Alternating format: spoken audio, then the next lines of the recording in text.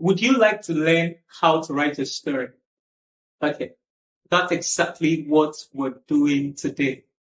So I know that the IGCSE is fast approaching. In actual fact, many persons have started the IGCSE.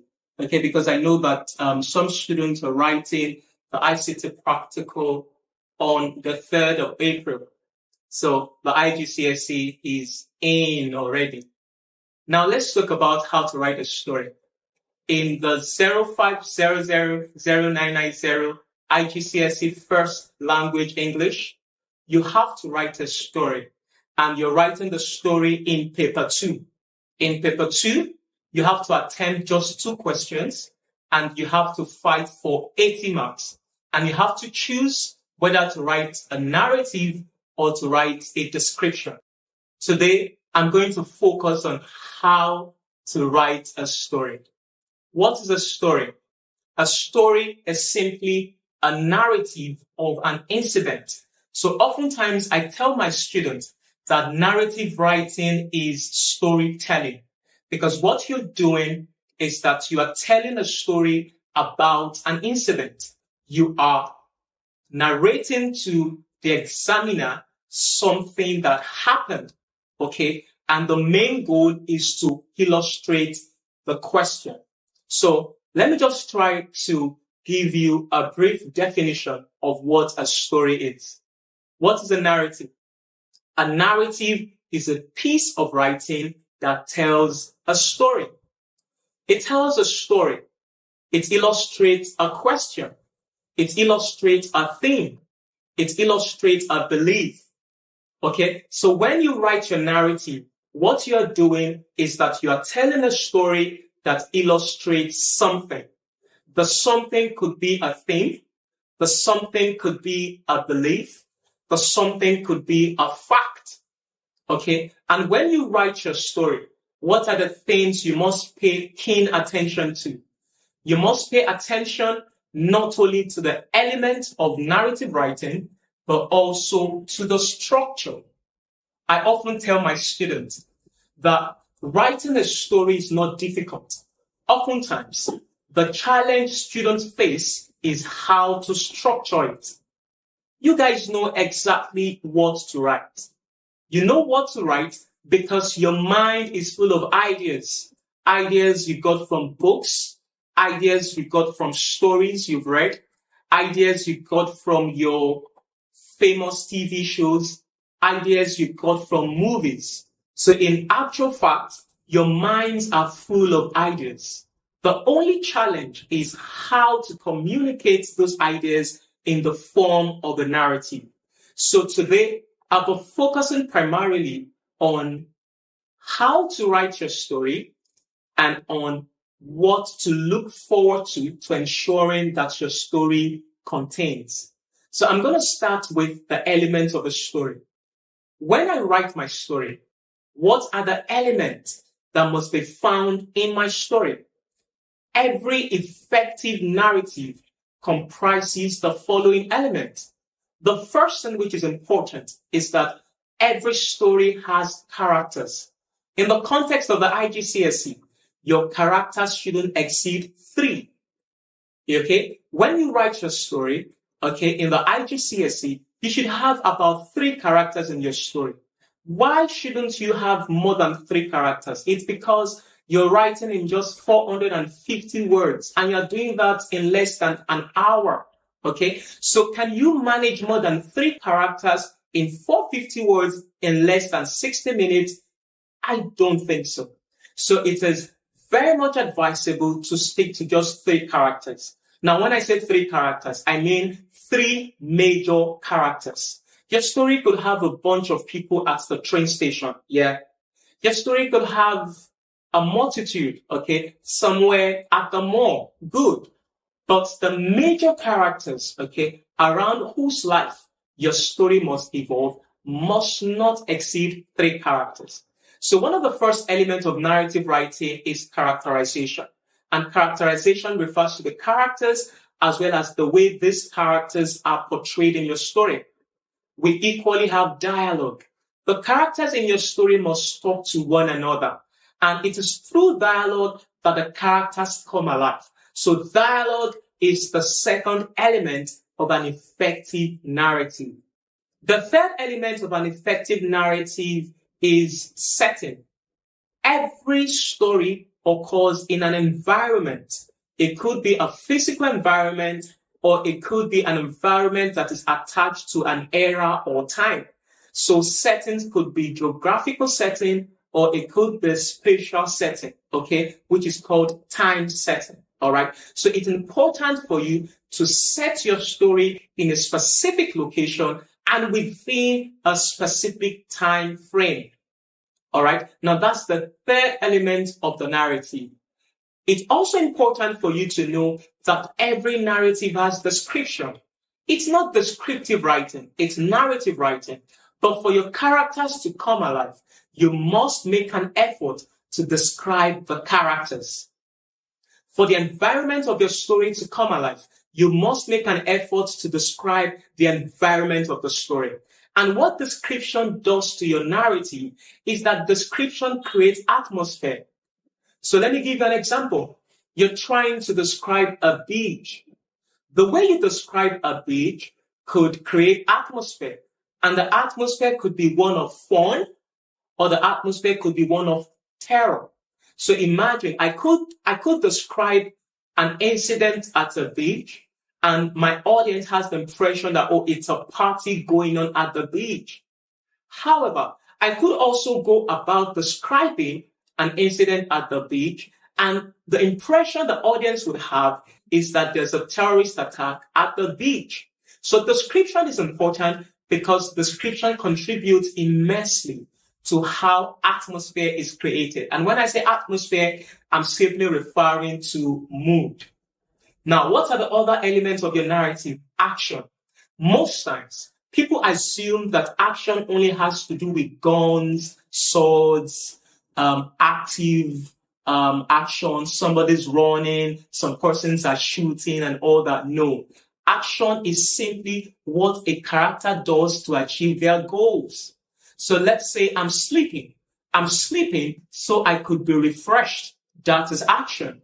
I'm walking on the street because I need to get a pen. Walking on the street is an action. In your narrative, you must ensure that action is integrated.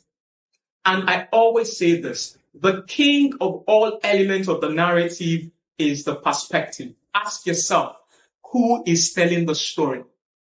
Is the narrator a character in the story?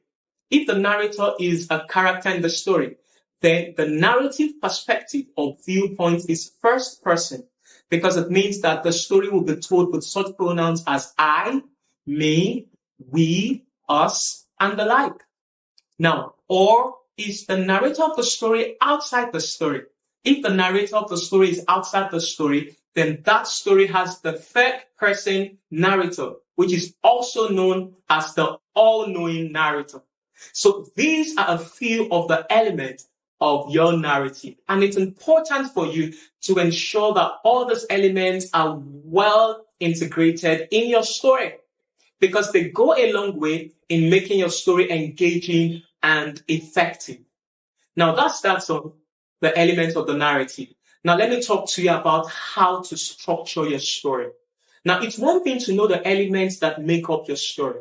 It's one thing to know the elements that a narrative comprises. It is another thing for you to know how to structure your story. And most times, this is where students experience one of the greatest difficulties in narrative writing. I advise my students that the moment they understand the narrative question and they are able to think about a suitable title for their narrative, the next thing they must seriously think about is how to structure the narrative. Structuring your narrative simply implies laying out your narrative. So the structure of a narrative is more or less the framework of the narrative. How should you structure your narrative? After the title of your narrative, the first thing you must pay attention to after the title is the narrative opening. The way you begin your story will determine whether or not the audience will find your story engaging. So I tell my students that after the title of the narrative, the next thing I want to see is an effective narrative opening. And there are 4 options you could adopt. The first option, you could decide to open your story by describing an environment that is vital to your story. So let me give an example. You could decide to begin your story by describing a beach. Why would you describe the beach? It's probably because the beach plays, a vital role in your story. Okay, so you could decide to begin your story by describing an environment. And I told you that description has a lot to do with creating atmosphere and mood. Okay, so you have to think about the atmosphere you're trying to create. When you describe an environment, you are invariably conditioning the mood and atmosphere of the reader. How do you describe? The positive words, the positive adjectives you utilize would create a positive atmosphere. The negative adjectives you attach to the nouns in your description, especially in the environment, would determine the atmosphere. And I tell my students that what makes nouns visible, okay, how we are able to see nouns is the adjective we attach to the nouns. Okay, so let me use myself as an example. I am a noun because I'm a man. I'm human. Okay, if you take the following adjectives out of me, would you still be able to see me? So take out my height. Can you still visualize me? Take out my color. Can you still visualize me? Take out my size. Can you still see me? Take out my shape. Can you still see me? Take out the material I'm made of, my flesh. Can you still see me? Okay, so size, shape, height, material, color, and the like are all adjectives that we often attach to nouns so that the nouns can be visible to readers. Okay, so the first way you could begin your story is by introducing an environment and describing the environment. The second option you could adopt, okay, is introducing a character and describing the character. So you could decide to open your story by describing a character. Describing the character is giving us some telling details about the character. Who is the character? What's the character wearing? What does the character look like? The telling details you give about appearance, behavior, personality all contribute to the reader's impression of who the character is. Now, after that, if you choose not to adopt the character description, you could decide to open your story by introducing dialogue. That's conversation between 2 characters. You could decide to begin your story with dialogue between 2 characters. These 2 characters are talking to each other. And the content of their dialogue, as well as how they speak to each other, sets the mood, the atmosphere. So the way the characters talk to each other could make the reader feel, oh, something is wrong. The atmosphere could be tense, or the atmosphere could be one of fun. Okay? How can you achieve that? The content of the dialogue. What do they say, and how do they say what they say? How do you achieve ensuring that how they say what they say is visible? You can achieve that through using speech verbs. When a character says, could you stand up, please? How do the character say it? Could you stand up? She barked. Barking in that context doesn't make her a dog, but it simply suggests that the character said it in anger. Okay, so speech verbs also add to the tone, okay, of a speech. Now, if you choose not to begin by describing character, describing setting, or starting with dialogue, you could actually, okay, you could decide to begin your narrative with an intriguing statement, okay, or a shocking admission. So imagine someone beginning their story with, I never knew I had the capacity, I had the capability to kill 20 people at a go. That could make the reader could be taken aback and say, oh, this narrator is a killer. And then the reader could be interested in knowing how they realize that they, okay, had the propensity to kill. All right. Now that's for the narrative opening. after the narrative opening, which is oftentimes the first paragraph of your story, the next thing you do in the next paragraph is that you set the scene of the story. Setting the scene, okay, is giving some background information. So let's say the story is about a child, a girl, a boy who's lost in the wild, okay? Setting the scene could be giving some pieces of information about the boy's plan, okay, the girl's plan to visit the wild, to visit a forest with their friends, okay? And some justification for that. Maybe they've been studying for quite some time and they just wrapped up their final exams and they just want to have some time to themselves to relax and all that. And so they chose to, just to venture into the wild. All right. That is you setting the scene. And setting the scene is quite important because it helps the reader, okay, to settle gradually into the story. And it helps the reader's mind to follow the story, okay, and to make sense of development much later in the story. After you have set the scene of your story, the next thing you begin to do is that you then begin to introduce a series of events. Someone who wants to have a picnic in the wild, what can they do? They want to explore. They want to go on an adventure. What can they do? Maybe the boy has to speak to their parent. The parent is afraid. The parent wants the boy not to go. The parent makes suggestions, okay, of other possible places they could go, but the boy is adamant. And then he goes with his friend. And at the end of the day, what happens? You could even also develop an extra plot, okay, of, this forest that seemed to play host to, to a very crazy lion that devours everything in its path.